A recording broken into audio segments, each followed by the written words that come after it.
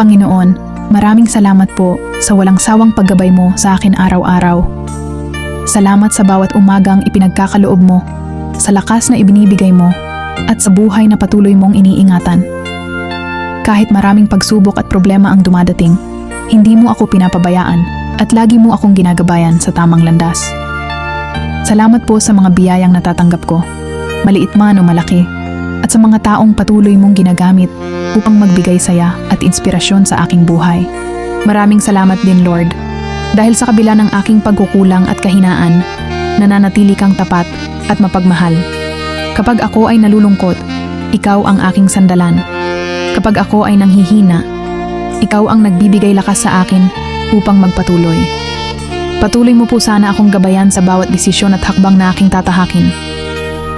Bigyan mo ako ng mabuting puso, malinaw na isip, at pananampalatayang hindi matitinag kahit anong pagsubok ang dumating.